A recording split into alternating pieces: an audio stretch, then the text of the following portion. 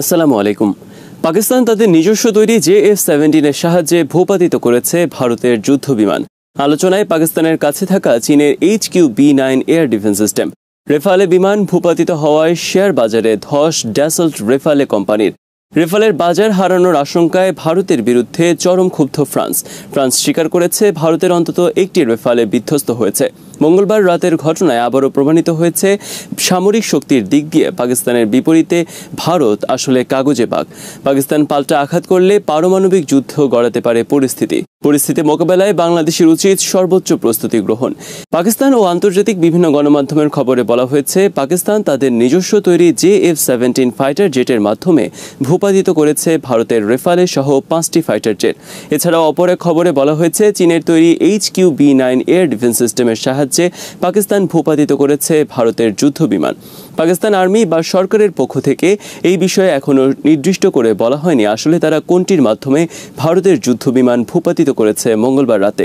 তবে পাকিস্তান আর্মির বিভিন্ন কর্মকর্তাদের সাথে কথা বলে পাকিস্তানের বিভিন্ন গণমাধ্যম লিখেছে JF-17 এবং চীনের HQ-B9 এয়ার ডিফেন্সের সাহায্যে পাকিস্তান ভূপাতিত করেছে ভারতের যুদ্ধ বিমান। এছাড়া পাকিস্তানের এবং অন্যান্য দেশের সাবেক অনেক সেনা কর্মকর্তাও পাকিস্তানের সেনা কর্মকর্তাদের সাথে আলোচনা করে তাদের সামাজিক যোগাযোগ মাধ্যমে লিখেছেন পাকিস্তান মঙ্গলবার রাতে ভারতের হামলা প্রতিহত করার ক্ষেত্রে ব্যবহার করেছে JF-17 ফাইটার জেট এবং চীনের HQ-B9 এয়ার ডিফেন্স সিস্টেম। এতে বলা হয়েছে মঙ্গলবার রাতে ভারত 70টি বিমান নিয়ে হামলা করে পাকিস্তানের বিরুদ্ধে। বিপরীতে পাকিস্তান ব্যবহার করেছে তাদের 27টি যুদ্ধ বিমান। মঙ্গলবার রাতে ভারতের বিরুদ্ধে যুদ্ধে পাকিস্তানের একজন পাইলট উইং কমান্ডার আফ্রিদিকে নিয়ে চলছে ব্যাপক আলোচনা। তিনি ইতোমধ্যে পাকিস্তানের জাতীয় বীরে পরিণত হয়েছেন। প্রকাশিত খবরে বলা হয়েছে পাইলট আফ্রিদি মঙ্গলবার রাতে JF-17 ফাইটার জেট অপারেশন পরিচালনার দায়িত্বে ছিলেন। তিনি তার JF-17 ফাইটার জেটের মাধ্যমে ভূপাতিত করেছেন ভারতের ফাইটার জেট। JF-17 একটি পাকিস্তানের তৈরি 4th জেনারেশন ফাইটার জেট। এটি চীন পাকিস্তান যৌথ প্রকল্পে নির্মিত বিমান। তবে পাকিস্তান এবং চীন উভয় দেশ স্বাধীনভাবে এই বিমান নির্মাণ ও বিক্রি করতে পারে। পাকিস্তান বর্তমানে সম্পূর্ণ নিজেরাই এই বিমান তৈরি করতে সক্ষম। এটি একটি মাল্টিরোল ফাইটার জেট। মঙ্গলবার রাতের ঘটনার পর তুমুল আলোচনা চলছে এই যুদ্ধ বিমান নিয়ে। রেফালের মতো 4.5 জেনারেশন অত্যাধুনিক ফাইটার জেট ভূপাতিত করার ঘটনায় সমরাঙ্গনে এখন আলোচিত বিমান JF-17 ফাইটার জেট। বিশ্লেষকদের মতে দ্রুত আন্তর্জাতিক বাজারে চাহিদা পাবে পাকিস্তানের তৈরি এই বিমান। অনেক দেশের সমর বিশ্লেষকরা ইতিমধ্যেই তাদের দেশের সরকারকে পরামর্শ দিয়েছেন পাকিস্তানের তৈরি সস্তা কিন্তু খুবই শক্তিশালী কিছু JF-17 ফাইটার জেট সংগ্রহের। অপরদিকে মঙ্গলবার রাতে ভারতের বিরুদ্ধে যুদ্ধে আলোচিত আরেক অস্ত্র পাকিস্তানের কাছে থাকা চীনের HQ-B9 এয়ার ডিফেন্স সিস্টেম। এটি মূলত রাশিয়ার তৈরি S-300 এয়ার ডিফেন্স সিস্টেমের চীনা আধুনিক ভার্সন। এর আওতা 300 কিলোমিটার। শক্তিশালী এই এয়ার ডিফেন্স সিস্টেম একসাথে 9টি বিমানের রাডার সিস্টেমকে অকার্যকর করে দিয়ে ভূপাতিত করতে পারে। সামরিক বিশ্লেষকদের কেউ বলেছেন মঙ্গলবার রাতে চীনা এই এয়ার ডিফেন্স সিস্টেমের আওতায় এসেছিল ভারতের 5টি যুদ্ধ বিমান এবং সবগুলো বিমানই ভূপাতিত হয়েছে। এদিকে ভারত সহ বিশ্বের বিভিন্ন দেশে বর্তমানে আলোচনা চলছে রেফালে যুদ্ধ বিমান ভূপাতিত হওয়ার প্রকৃত কারণ নিয়ে। রেফালে যুদ্ধ বিমানের অক্ষমতা নাকি ভারতীয় পাইলটদের অক্ষমতার কারণে ভারত পাকিস্তানের কাছে এভাবে নাজেহাল হলো তা নিয়ে চলছে আলোচনা সমালোচনা। কারণ মঙ্গলবার রাতে পাকিস্তানের আঘাতে ভারতের কাছে থাকা রেফালে যুদ্ধ বিমান ভূপাতিত হওয়ার কারণে বিপদে পড়েছে ফ্রান্স। রেফালের নির্মাতা ফ্রান্স এবং মঙ্গলবার রাতের ঘটনার পর রেফালের নির্মাতা প্রতিষ্ঠান ড্যাসল্ট রেফালের শেয়ার বাজারে ব্যাপক ধস নেমেছে। ফ্রান্সের আশঙ্কা তারা সহজে এই বিমান বিক্রি করতে পারবে না কোনো দেশের কাছে। ভারতের রেফালের এমন দুর্দশায় আন্তর্জাতিক বাজারে হারাতে চলেছে ফ্রান্সের তৈরি আলোচিত আর শক্তিশালী যুদ্ধ বিমান রেফালে। ফ্রান্স বর্তমানে বিশ্বের 3য় বৃহত্তম সমরাস্ত্র রপ্তানিকারক দেশ। আর রাতারাতি সমরাস্ত্র রপ্তানির ক্ষেত্রে ফ্রান্সের এমন অগ্রগতির মূলে রয়েছে রেফালে ফাইটার জেট। বর্তমানে ফ্রান্স ছাড়া মিশর ও ভারত রেফালের অন্যতম ব্যবহারকারী। 2021 সালে সংযুক্ত আরব আমিরাত 80টি রেফালে কেনার চুক্তি সই করেছে। এছাড়া গ্রিস, কাতার, ইন্দোনেশিয়া সহ আরও অনেক দেশ কয়েকশো রেফালে ফাইটার জেট কেনার বিষয়ে প্রাথমিক চুক্তি করেছে। ফ্রান্স এই পর্যন্ত 299টি রেফালে নির্মাণ করেছে। কিন্তু মঙ্গলবার ভারতের রেফালে বিধ্বস্তের ঘটনায় বিভিন্ন দেশ মুখ ফিরিয়ে নিতে পারে রেফালে থেকে। মঙ্গলবারের ঘটনায় ফ্রান্স তীব্র অসন্তুষ্ট ভারতের বিরুদ্ধে। ফ্রান্সের পক্ষ থেকে স্বীকার করা হয়েছে একটি ফাইটার রেফালে ভূপাতিত হওয়ার তথ্য পেয়েছে তারা।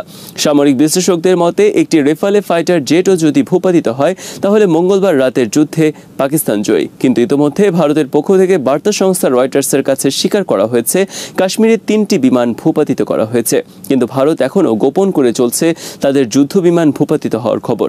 এ বিষয়ে গণমাধ্যমের উপর কঠোর নিষেধাজ্ঞা আরোপ করেছে মোদী সরকার। ভারতের দ্য হিন্দু তাদের অনলাইনে বিমান ভূপাতিত হওয়ার খবর প্রকাশের কিছুক্ষণ পরেই তা মুছে ফেলতে বাধ্য হয়েছে। অনেকের মতে রেফালে সহ ভারতের 5টি যুদ্ধবিমান বিধ্বস্ত হওয়ার ঘটনার জন্য দায়ী ভারতের অদক্ষ পাইলটরা। মঙ্গলবার রাতের ঘটনায় যে দিবালোকের মতো প্রমাণিত, পাকিস্তানের বিমান বাহিনীর দক্ষতার কাছে ভারতের বিমান বাহিনীর দক্ষতার তুলনার কোনো সুযোগই নেই। দক্ষতা, নৈতিকতা এবং সাহস সব দিক দিয়ে বর্তমানে এগিয়ে রয়েছে পাক বিমান বাহিনীর পাইলটরা। পাকিস্তানের বিমান বাহিনীর মঙ্গলবার রাতের সাফল্যের পর পাকিস্তান, বাংলাদেশ এবং মধ্যপ্রাচ্যে আবারও নতুন করে আলোচনায় এসেছে বিশ্বের অন্যতম সেরা পাইলট বাংলাদেশের সাইফুল আজমের কথা।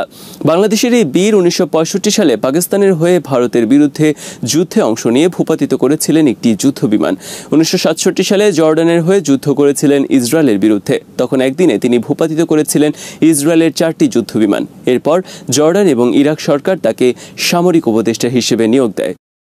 সমর বিশ্লেষকদের মতে মঙ্গলবারের ঘটনায় বর্তমানে খুবই সুবিধাজনক অবস্থানে রয়েছে পাকিস্তান। সামরিক শক্তির দিক দিয়ে ভারতের অবস্থান 4র্থ এবং পাকিস্তানের অবস্থান 12তম। তারপরও পাকিস্তান এয়ারফোর্সের কাছে ভারতীয় এয়ারফোর্সের এমন লজ্জাজনক পরিণতিতে বর্তমানে চরম বেকায়দায় পড়েছে মোদী সরকার এবং নয়াদিল্লি। সামরিক বিশ্লেষকদের মতে ভারতের বর্তমান এই অবস্থার জন্য দায়ী মোদী সরকারের উগ্র হিন্দুত্ববাদী নীতি। 2019 সালে মোদী সরকার কাশ্মীরে বিশেষ রাজ্যের মর্যাদা বাতিল করে সরাসরি কেন্দ্রের শাসন জারি করে। মোদী সরকারের এই সিদ্ধান্ত মেনে নেয়নি কাশ্মীরবাসী এবং এরপর থেকেই কাশ্মীরের পরিস্থিতি আরও উত্তপ্ত হতে থাকে। অনেক সমর বিশ্লেষকদের মতে মূলত মঙ্গলবার রাতেই ভারতের বিরুদ্ধে পাকিস্তানের প্রতিশোধ নেওয়া হয়ে গেছে। 5টি বিমান ভূপাতিত করার মাধ্যমে এই প্রতিশোধ নেয় তারা। তারপরও পাকিস্তান ঘোষণা দিয়েছে তারা পাল্টা আঘাত করবে ভারতের বিরুদ্ধে। এটি করা হলে দুই দেশ বড় যুদ্ধে জড়িয়ে পড়তে পারে এবং তার রূপ নিতে পারে পারমাণবিক যুদ্ধে। 2025 সালকে অনেকেই ভারত পাকিস্তানের মধ্যে পারমাণবিক যুদ্ধের বছর হিসেবে আখ্যায়িত করেছেন নানা কারণে। 2019 সালে যুক্তরাষ্ট্রের পক্ষ থেকে নিউ জার্সিতে একটি বৈঠকের আয়োজন করা হয়। সেই বৈঠকে যুক্তরাষ্ট্রের পক্ষ থেকে ভারত ও পাকিস্তান বেশ কয়েকজন উচ্চপদস্থ কর্মকর্তাকে আমন্ত্রণ জানানো হয়। বৈঠকে উভয় দেশের কর্মকর্তাদের সাথে পৃথক পৃথক আলোচনা করেন যুক্তরাষ্ট্রের কর্মকর্তারা। উভয় দেশের কর্মকর্তারা তখন যুক্তরাষ্ট্রকে জানায় ভারত পাকিস্তানের মধ্যে ভবিষ্যতে পারমাণবিক যুদ্ধ হতে পারে এবং সেটা হতে পারে 2025 সালে। আর এই যুদ্ধে নিহত হতে পারে প্রায় 12 কোটি মানুষ। সমর বিশ্লেষকদের মতে মোদী সরকার কেবলমাত্র তার নিজের এবং দলের স্বার্থে পাকিস্তানের সাথে যুদ্ধ লাগানোর চেষ্টা করছে। তিনি নিজেকে ভারতের ইতিহাসে একজন অন্যতম সেরা বীর হিসেবে প্রতিষ্ঠিত করতে চান। ভারতের পৌরাণিক এবং প্রাচীন ইতিহাসে অশোকা সহ বেশ কয়েকজন বীর রয়েছেন। মোদী নিজেকে ভবিষ্যতে সেরকম একজন বীরের স্থানে পূজনীয় আকারে প্রতিষ্ঠিত করার স্বপ্নে বিভোর, আর তিনি এটি করতে চান পাকিস্তানের বিরুদ্ধে যুদ্ধের মাধ্যমে। এই জন্য তিনি ও তার দল সদা চেষ্টা করছেন ভারতের হিন্দুত্ববাদী উগ্রতাকে চূড়ান্ত আকারে উস্কে দেওয়ার জন্য। বিশ্লেষকদের মতে পাকিস্তানের বিরুদ্ধে যুদ্ধে মোদী জয়লাভ করতে পারবেন না। মোদী পরাজিত হলে বাংলাদেশ সহ প্রতিবেশী অন্যান্য ভারত বিরোধী দেশেও তিনি হামলার নির্দেশ দেবেন। এই অবস্থায় বাংলাদেশের উচিত সম্পূর্ণরূপে যুদ্ধের জন্য প্রস্তুত থাকা। বাংলাদেশের উচিত বিমান বাহিনীকে শক্তিশালী করা এবং এই জন্য বাংলাদেশের সবচেয়ে বেশি দরকার HQ-B9 এর মতো এয়ার ডিফেন্স সিস্টেম এবং JF-17 এর মতো যুদ্ধ বিমান। প্রয়োজন আরও অধিক সংখ্যক তুরস্কের বেইরাক্তার ড্রোন বিমান সংগ্রহ করা। সমর বিশ্লেষকদের মতে গত 16 বছরে হাসিনা সরকারের শাসনামলে বাংলাদেশ আর্মির দুর্বলতা ও শক্তির দিক সহ যাবতীয় তথ্য রয়েছে ভারতের হাতে। তাছাড়া সেনাবাহিনীর উচ্চ পদে এখনও বহাল আছেন ভারতের এজেন্ট হিসেবে পরিচিত অনেক কর্মকর্তা। সেজন্য বাংলাদেশের সবার আগে উচিত আর্মির উচ্চ পদ থেকে ভারতীয় এজেন্ট হিসেবে পরিচিত সব কর্মকর্তাদের অপসারণ এবং আর্মিতে বড় মাত্রায় সংস্কার আনা। এছাড়া ভবিষ্যতে কোনো যুদ্ধে বাংলাদেশ ভারতের বিরুদ্ধে কিছু করতে পারবে না। মঙ্গলবার রাতে পাকিস্তান প্রমাণ করেছে সামরিক শক্তির দিক দিয়ে ভারত আসলে কাগজে বাঘ। র্যাঙ্কিংয়ে 8 ব্যবধানে এগিয়ে থেকেও ভারত পাকিস্তানের বিরুদ্ধে খুবই অসহায় একটি দেশ হিসেবে সামরিক দিক দিয়ে।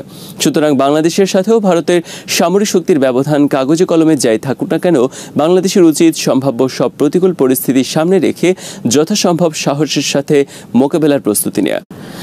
2 সপ্তাহের জল্পনা কল্পনা আর হুমকি ধামকির পর অবশেষে পাকিস্তানে হামলা চালিয়েছে ভারত। তবে তাতে লাভের চেয়ে ক্ষতিটাই বেশি হয়েছে নয়াদিল্লির। 5টি যুদ্ধবিমান ও একটি ড্রোন হারানোর পর ভারতীয় বিমান বাহিনীর সামর্থ্য নিয়ে প্রশ্ন উঠেছে।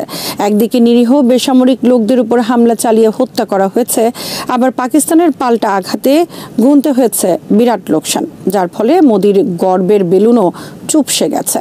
বিপরীতে বীরত্ব দেখিয়ে প্রশংসায় ভাসছে পাকিস্তান।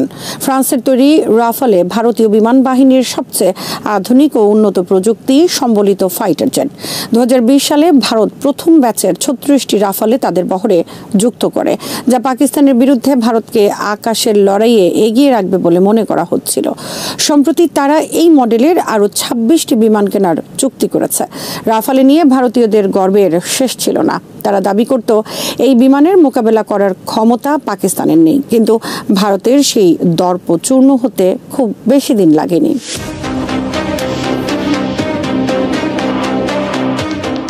যুদ্ধের মাঠে প্রথম অ্যাসাইনমেন্টেই রাফালে নিয়ে আকাশে উঠতে থাকা ভারতকে আক্ষরিক অর্থেই মাটিতে নামিয়েছে পাকিস্তান।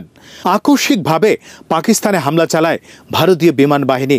পাকিস্তানের কয়েকটি শহরে অন্তত 6টি বেসামরিক স্থাপনায় তারা মিসাইল হামলা করে। এই হামলা চালাতে গিয়ে পাকিস্তানের আকাশসীমায় প্রবেশ করেনি ভারতীয় যুদ্ধবিমান।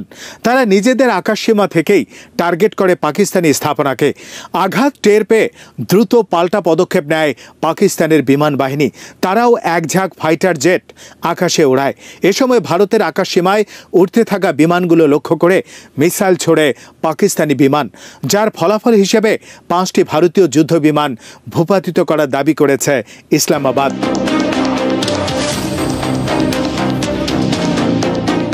তারা জানায় ভূপাতিত বিমানগুলোর মধ্যে 3টি ফ্রান্সের তৈরি 4র্থ প্রজন্মের রেফালে ফাইটার জেট এবং একটি রাশিয়ার তৈরি সু-30 ও মিগ-29 ছিল। ভারতীয় বাহিনী শুরুতে পাকিস্তানের এই দাবির বিষয়টি স্বীকার বা অস্বীকার কোনোটাই করেনি। তবে পাকিস্তানের পক্ষ থেকে দাবি ক্রমশ জোরালো হতে থাকে। এর মধ্যে রয়টার্সের খবরে বলা হয়, ভারত অধিকৃত কাশ্মীরে অন্তত 3টি ভারতীয় যুদ্ধ বিমান ভূপাতিত হয়েছে। বিধ্বস্ত হওয়া ভারতীয় বিমানের কিছু ছবি দেখে অনেক প্রতিরক্ষা বিশেষজ্ঞ ধারণা করেন এসব ধ্বংসাবশেষ রাফালে ফাইটারের। এদিন রাতেই সিএনএনের কাছে একজন ফরাসি গোয়েন্দা কর্মকর্তা স্বীকার করেন পাকিস্তানের আঘাতে রাফালে ধ্বংস হওয়ার কথা।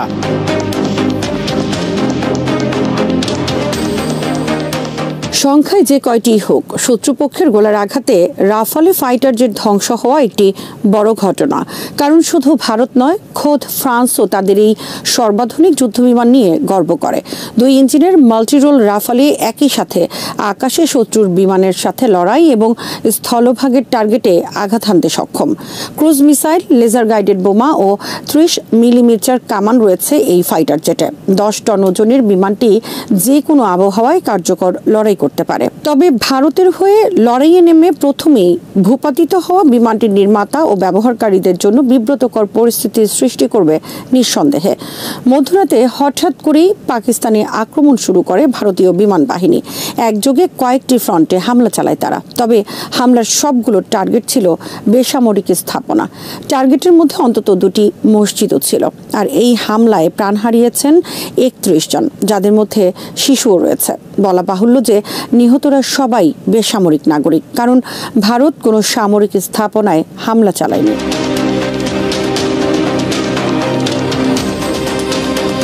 একটি সূত্র জানিয়েছে, ভারতীয় বিমান বাহিনী এদিন 124টি যুদ্ধ বিমান মোতায়েন করে ভাওয়ালপুর, মুরদিক ও মুজাফফরাবাদ আক্রমণের জন্য। এর মধ্যে আজাদ কাশ্মীরের রাজধানী মুজাফফরাবাদ ফ্রন্টে যুদ্ধে অংশ নেয় 70টি বিমান, যার মধ্যে রাফালে, সু-30 ও মিগ-29 এর পাশাপাশি ইসরায়েলের হেরন ড্রোনও ছিল। সম্ভাব্য ভারতীয় আক্রমণের বিষয়ে আগে থেকে গোয়েন্দা তথ্য ছিল পাকিস্তানের কাছে, যে কারণে তারাও ভারতীয় আগ্রাসন ঠেকাতে প্রস্তুত রাখে J-10C, F-16, JF-17 থান্ডার সহ ফাইটার জেটের কয়েকটি বহর। একটি সূত্র জানিয়েছে, মুজাফফরাবাদ ফ্রন্টে ভারতীয় বাহিনীর 70টি ফাইটার জেটের মোকাবেলায় পাকিস্তান 27টি ফাইটার জেট উড্ডয়ন করে। নিজ নিজ দেশের আকাশসীমা থেকেই ডগ ফাইটে লিপ্ত হয় 2 দেশের যুদ্ধ বিমানগুলো। আকাশে যুদ্ধ বিমানের মুখোমুখি লড়াইকে সামরিক ভাষায় বলা হয় ডগ ফাইট। এই যুদ্ধে মিসাইল ছুড়ে একে অন্যকে ঘায়েল করার চেষ্টা করে। শেষ পর্যন্ত প্রথম দিন চীনের লড়াইয়ে পাকিস্তান প্রভাব বিস্তার করে এবং ভারতের 5টি ফাইটার জেট ও একটি ইসরায়েলের তৈরি হেরন ড্রোন ধ্বংস করার দাবি করে।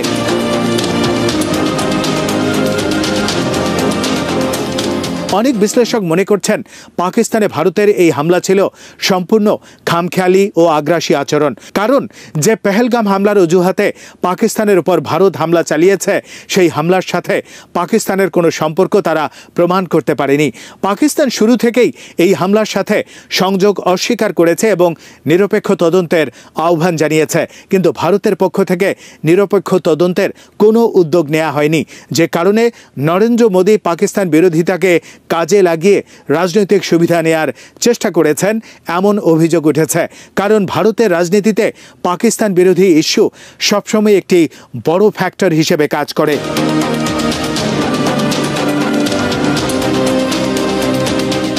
ভারতের বিরুদ্ধে চলমান সংঘাতে আন্তর্জাতিক অঙ্গন থেকেও সমর্থন পাচ্ছে পাকিস্তান।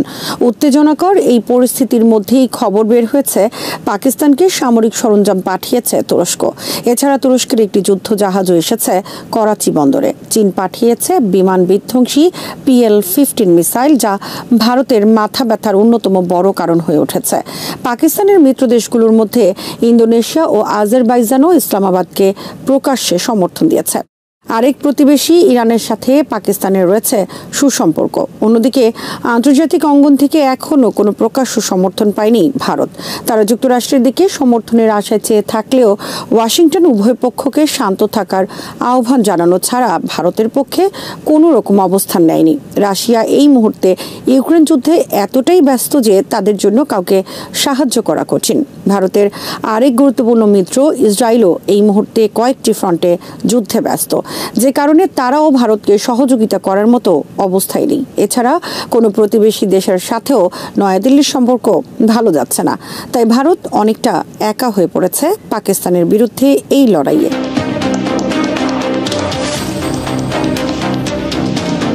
পাকিস্তান বলছে তারা তাদের ভূখণ্ডে ভারতীয় আগ্রাসনের প্রতিশোধ নেবে। এই প্রতিশোধ হতে পারে ভারতীয় ভূখণ্ডে পাল্টা হামলা। জাতির উদ্দেশ্যে এক টেলিভিশন ভাষণে শাহবাজ বলেন, ভারত আমাদের উপর হামলা চালিয়ে বড় ভুল করেছে। আগ্রাসনের জন্য তাদের মূল্য দিতে হবে। আমাদের চেয়ে অনেক বড় সৈন্যবাহিনী থাকা ভারতকে আমাদের ইচ্ছার কাছে হার মানতে বেশি সময় লাগেনি। তাদের গৌরবের প্রতীক 5টি যুদ্ধ বিমান পুরোপুরি ধ্বংস করা হয়েছে। আমাদের প্রতিক্রিয়া ছিল নিষ্পত্তিমূলক। আমরা তাদের মধ্যে যে ক্ষত তৈরি করেছি সেটি সহজে সারবে না।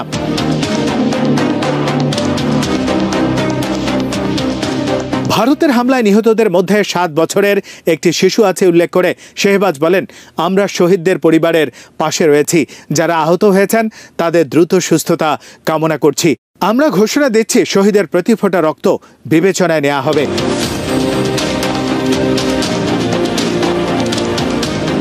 প্রতিরক্ষা বিশ্লেষকরা মনে করছেন পাকিস্তান যদি এই হামলার বদলা নিতে চায় তাহলে দুই দেশের মধ্যে যুদ্ধ আরও ছড়িয়ে পড়তে পারে। যুদ্ধ চালানোর মতো ব্যয় নির্বাহ করা দুটো দেশের জন্য কঠিন হবে, যে কারণে পাকিস্তান পাল্টা হামলা চালালেও সেটি হতে পারে নির্দিষ্ট এক বা একাধিক ঘটনা। হয়তো এক বা একাধিক দফা বিচ্ছিন্ন লড়াই দেখা যেতে পারে দু দেশের মধ্যে।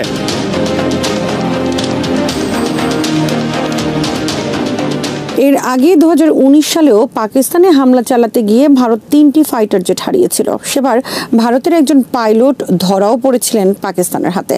ওই সময় দুটি দেশ যুদ্ধে জড়িয়ে পড়ার আশঙ্কা তৈরি হলেও শেষ পর্যন্ত আন্তর্জাতিক সম্প্রদায়ের চাপ ও নিজেদের অনাগ্রহের কারণে শেষ পর্যন্ত যুদ্ধ হয়নি। এ সপ্তাহে ইসরায়েলের তেল আবিব শহরের বেন গুরিয়ন আন্তর্জাতিক বিমানবন্দরে মিসাইল হামলা করেছে ইয়েমেনের হুথি আনসারুল্লাহ। দীর্ঘ যুদ্ধে এটি ছিল হুথিদের একটি বড় সফলতা। কারণ এর আগে অনেকবারই তারা এই বিমানবন্দরটিকে টার্গেট করলেও ইসরায়েল প্রতিবারই হামলা প্রতিহত করতে পেরেছে। তবে এবারের হামলাটি ঠেকাতে ব্যর্থ হয় ইসরায়েলি এয়ার ডিফেন্স সিস্টেম। ফলে বিমানবন্দরের পার্শ্ববর্তী একটি সড়কে আঘাত হানে মিসাইলটি। এতে বেশ কয়েকটি গাড়ি ক্ষতিগ্রস্ত হয়। বিমানবন্দরের কার্যক্রম বন্ধ হয়ে যায় কয়েক ঘন্টার জন্য। অনেক বিমান কোম্পানি তেল আবিবে তাদের ফ্লাইট বন্ধ ঘোষণা করে, যার ফলে বড় ধরনের আর্থিক ক্ষতির মুখে পড়ে ইসরায়েল।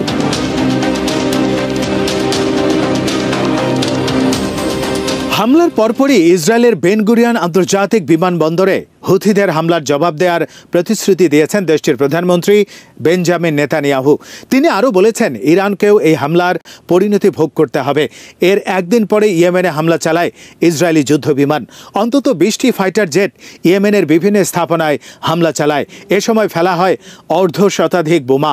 মুহূর্তেই ধ্বংস হয়ে যায় বেশ কয়েকটি স্থাপনা। বিস্ফোরণে ব্যাপক ক্ষতিগ্রস্ত হয় একটি সিমেন্ট তৈরির কারখানা। এসব হামলায় কমপক্ষে 21 জন আহত হওয়ার খবর পাওয়া গেছে। হামলায় ব্যাপক ক্ষতিগ্রস্ত হয়েছে হোদেইদা বন্দর। অভিযোগ রয়েছে, বন্দরটি ব্যবহার করে ইরান থেকে অস্ত্র ও সামরিক সরঞ্জাম সরবরাহ হয় হুথি বিদ্রোহীদের কাছে।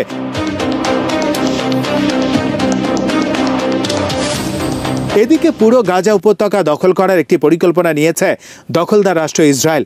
এই সপ্তাহে দেশটির মন্ত্রিসভা এই বিষয়ক পরিকল্পনাটি অনুমোদন দেয়। পরিকল্পনায় গাজার 21 লাখ ফিলিস্তিনিকে দক্ষিণ দিকে সরিয়ে নেওয়ার কথা বলা হয়েছে, যা বর্তমানে চলমান মানবিক বিপর্যয়কে আরও তীব্র করতে পারে।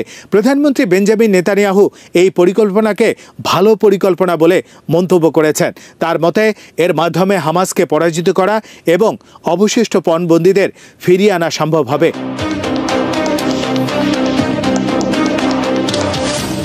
মন্ত্রিসভার বৈঠকে ইসরায়েলি সেনাপ্রধান লেফটেন্যান্ট জেনারেল আয়াল জামিরের প্রস্তাবিত একটি সামগ্রিক পরিকল্পনা সর্বসম্মতিক্রমে অনুমোদন করা হয়। এতে গাজা দখল এলাকাগুলো নিয়ন্ত্রণ নেওয়া, গাজার জনগণকে দক্ষিণে সরিয়ে নেওয়া এবং মানবিক ত্রাণ কার্যক্রম নিয়ন্ত্রণে হামাসের ক্ষমতা নষ্ট করার কথা বলা হয়েছে।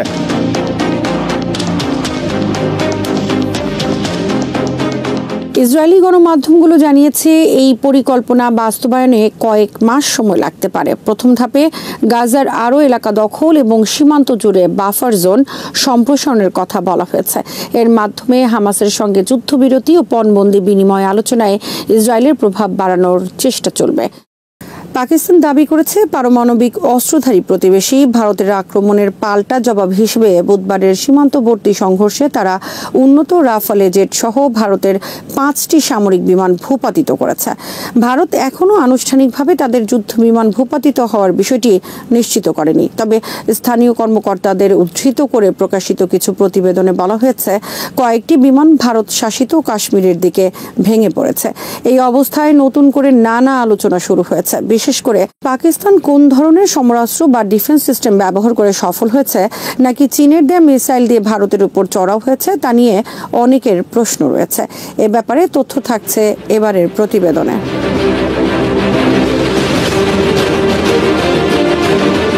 পাকিস্তানের সার্থক পাল্টা জবাবের কারণে চীন থেকে আমদানি করা পাকিস্তানের JF-17 যুদ্ধবিমানগুলো নিয়ে নতুন করে আলোচনার কেন্দ্রবিন্দুতে চলে এসেছে। JF-17 যুদ্ধবিমানগুলো সম্প্রতি চীনের সবচেয়ে উন্নত দীর্ঘপাল্লার PL-15 নামের আকাশ থেকে আকাশ ক্ষেপণাস্ত্র দিয়ে সজ্জিত করা হয়েছে। ভারতের সঙ্গে উত্তেজনা বেড়ে যাওয়ায় পাকিস্তান বিমান বাহিনী, পাকিস্তান এয়ারফোর্স গত সপ্তাহে একটি ভিডিও প্রকাশ করে, যেখানে দেখা যায় তাদের JF-17 যুদ্ধবিমানগুলো PL-15 মিসাইল বহন করছে। এই PL-15 মিসাইলটি চীন তার পঞ্চম প্রজন্মের J-10 স্টেলথ জেটের জন্য তৈরি করেছে।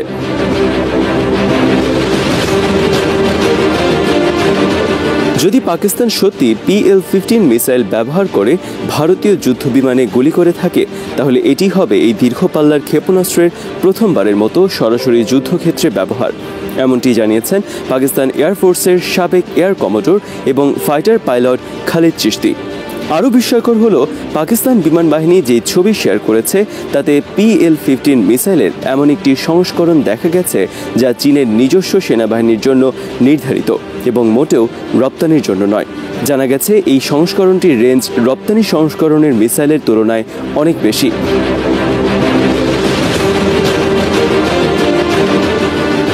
চিশতি বলেন, আমি সম্প্রতি একটি ডকুমেন্টারি তৈরি করার জন্য পাকিস্তানের একটি বিমান ঘাঁটিতে গিয়েছিলাম এবং আমি পাইলটদের জিজ্ঞেস করেছিলাম মিসাইলটির রেঞ্জ কত।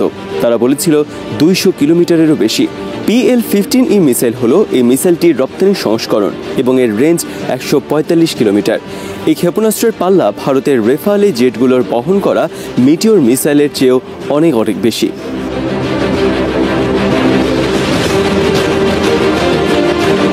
পাকিস্তানের JF-17 যুদ্ধবিমানগুলো এখন উন্নত রাডার প্রযুক্তি, অ্যাক্টিভ ইলেকট্রনিক্যালি স্ক্যান্ড অ্যারে বা ISA দিয়ে সজ্জিত, যা ক্ষেপণাস্ত্র ব্যবহারে আরও কার্যকর সহায়তা প্রদান করে। চিশতি বলেন, মানুষের চোখ মাত্র কয়েক কিলোমিটার পর্যন্ত দেখতে পারে, বাকিটা রাডার করে। কিন্তু মিসাইলের ক্ষেত্রে তেমনটা হয় না। শুরুতেই মিসাইলকে পথ দেখাতে হয়, আর তা একটি দক্ষ রাডার দিয়েই করা সম্ভব। পাকিস্তানের পাল্টা হামলায় রাফালে জেট হারানো ভারতের জন্য বড় ধরনের ধাক্কা হতে পারে, কারণ ভারত সরকার ইতিমধ্যে প্যারিস ভিত্তিক দাসলাত এভিয়েশন এর এই বহুমুখী যুদ্ধবিমানগুলোর জন্য $1 বিলিয়ন ব্যয় করেছে। চিশতি বলেন, ভারতের এখন বসে ভাবা উচিত কি ভুল তারা করেছে। এটা একটা বড় ক্ষতি। এই ধরনের মিশন যেগুলোর জন্য তারা এসেছিল, শান্তিকালেই মাসের পর মাস ধরে অনুশীলন করে ও পরিকল্পনা করে করা হয়। পাকিস্তানের দাবি স্বাধীনভাবে যাচাই করে যদি সঠিক প্রমাণিত হয়, তবে ভারতের প্রধানমন্ত্রী নরেন্দ্র মোদীর সরকারকে জনমনে শান্তি ফিরিয়ে আনতে কঠিন পরিস্থিতির মুখোমুখি হতে হবে, কারণ এটি 2019 সালের মতোই আরেকটি বিব্রতকর ঘটনার পুনরাবৃত্তি হবে।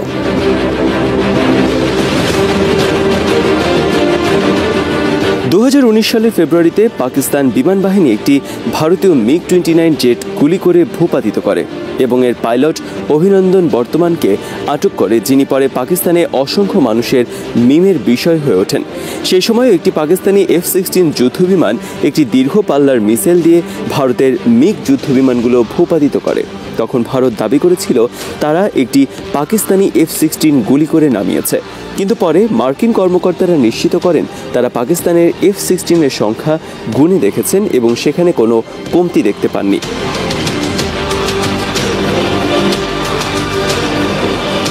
চিশতি বলেন, আমরা আমেরিকানদের আমন্ত্রণ জানিয়ে বলেছিলাম তোমরা এসে F-16 যুদ্ধবিমানগুলো গুণে দেখো। তারা এসে গুণে নিশ্চিত করে গেছে। এখন রাফালে নির্মাতা কোম্পানিকেও আসা উচিত এবং গণনা করে বলা উচিত ভারতীয় জেটের সংখ্যা ঠিক আছে কিনা। নৈতিকভাবেই এই কাজটি তাদের করা উচিত। এক কথায় যদি বলা হয়, চীন থেকে পাওয়া যে F-17 থান্ডার নামের মাল্টিরোল যুদ্ধবিমানটি চীন ও পাকিস্তানের যৌথ উদ্যোগে তৈরি এবং এখন পাকিস্তান বিমান বাহিনীর প্রধান ভরসা। আর PL-15 দূরপাল্লার মিসাইলটি চীনের সবচেয়ে আধুনিক বিয়ন্ড ভিজুয়াল রেঞ্জ বা BVR সংস্করণের আকাশ থেকে আকাশে নিক্ষেপণযোগ্য মিসাইল।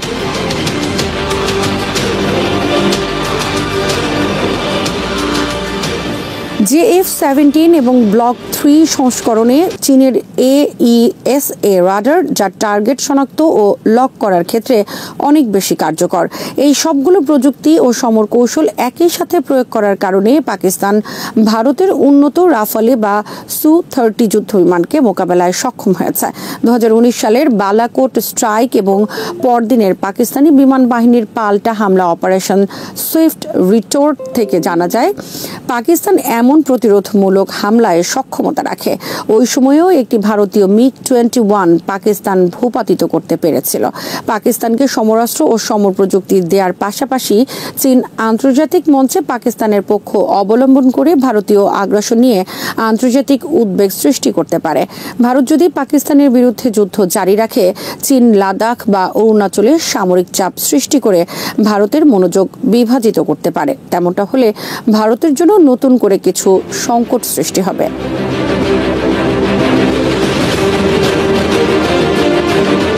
এর বাইরে পাকিস্তানের পাল্টা হামলায় ভারতীয় যুদ্ধবিমান ভূপাতিত হওয়ার আরও কিছু কারণও থাকতে পারে। এর মধ্যে প্রথমটি হলো পাকিস্তানের প্রতিরক্ষা ব্যবস্থা প্রস্তুত অবস্থায় ছিল এবং রাডারগুলো সতর্ক ছিল। বিশ্লেষকদের মধ্যে কেউ কেউ ধারণা করেন পাকিস্তান আগে থেকেই অপারেশন সিন্দুরের গোয়েন্দা তথ্য পেয়ে গিয়েছিল। এরপর পরই পাকিস্তান সম্ভবত ভারতীয় হামলার পূর্বাভাস পেয়ে তাদের আকাশ প্রতিরক্ষা ব্যবস্থা সক্রিয় করে।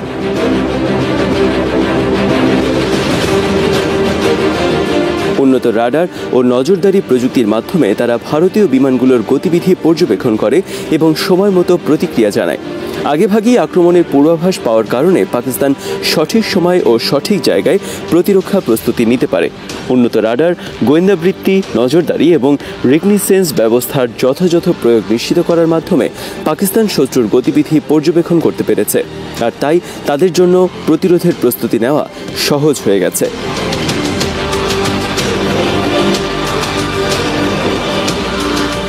বিশ্লেষকদের ধারণা, পাকিস্তান তাদের আধুনিক আকাশ প্রতিরক্ষা প্রযুক্তি যেমন সারফেস টু এয়ার মিসাইল বা সাম সিস্টেম ব্যবহার করে ভারতীয় বিমানগুলোকে টার্গেট করেছে।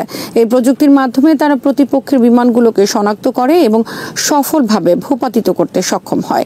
পাকিস্তানি আকাশ প্রতিরক্ষা ব্যবস্থায় চীনা HQ-9 বা রাশিয়ান তৈরি সিস্টেমের মতো আধুনিক স্যাম সিস্টেমের কার্যকর ব্যবহার ভারতীয় যুদ্ধ বিমানগুলোকে লক্ষ্য করে সঠিকভাবে আঘাত হানতে পাকিস্তান সক্ষম হয়েছে বলে ধারণা করা হচ্ছে। পাকিস্তান ইলেকট্রনিক যুদ্ধ কৌশল ব্যবহার করে ভারতীয় বিমানগুলোর যোগাযোগ ও রাডার সিস্টেমে বিঘ্ন ঘটায়, যা ভারতের প্রতিরক্ষা দুর্বল করে এবং বিমানগুলোকে সহজ লক্ষ্যবস্তুতে পরিণত করে। যেহেতু লড়াই পাকিস্তানের নিয়ন্ত্রিত বা সীমান্তবর্তী আকাশসীমায় হচ্ছে এবং ভারত পাকিস্তানের আকাশসীমা লঙ্ঘন করে এই আক্রমণ করেনি, তাই পাকিস্তানের প্রতিরক্ষা বাহিনী নিজেদের পরিচিত ভূখণ্ডে কাজ করার সুবিধা পেয়েছে, যা তাদের প্রতিরোধ প্রক্রিয়াগুলো আরও কার্যকর করেছে।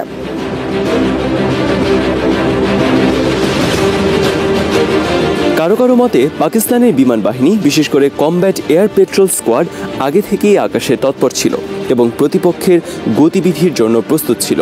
ফলে তারা ভারতকে চমকে দিয়ে দ্রুত প্রতিক্রিয়া জানাতে পেরেছে এবং শত্রু বিমানেও গুলি করতে সক্ষম হয়। পাকিস্তানের নিয়ন্ত্রিত বা সীমান্তবর্তী আকাশসীমায় লড়াই হওয়ার কারণে পাকিস্তানের এয়ার ডিফেন্স ইউনিটগুলো আরও কার্যকরভাবে কাজ করতে পারে, কারণ তারা নিজেদের পরিচিত পরিবেশে কাজ করছে।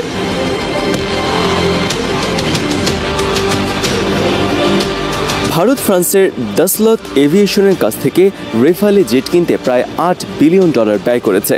এর মধ্যে প্রায় প্রতিটি জেটই ভারতীয় গর্বের প্রতীক। পাকিস্তানের প্রতিরোধের মুখে 3টি রেফালের পতন শুধু ভারতীয় বাহিনীকেই নয়, বরং মোদী সরকারের রাজনৈতিক অবস্থানকেও চাপে ফেলেছে। পাকিস্তানের পাল্টা হামলায় 5টি যুদ্ধবিমান হারানোর ঘটনা ভারতীয় এয়ার ডিফেন্স এবং প্রস্তুতির উপর প্রশ্ন তুলেছে।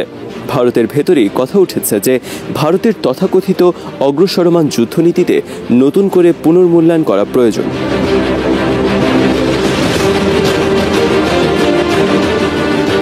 বারবার এভাবে বিমান ভূপাতিত হতে থাকলে ভারতের জনগণের মনোবলও ভেঙে যেতে পারে। সর্বোপরি চীনের সম্ভাব্য প্রত্যক্ষ বা পরোক্ষ সহায়তায় পাকিস্তানের শক্তি বৃদ্ধি ভারতকে দ্বিমুখী চাপের মুখে ফেলছে। একদিকে পাকিস্তান আর অন্যদিকে চীনকে ভারতের বিবেচনায় রাখতে হচ্ছে। আজ এখানেই শেষ করছি।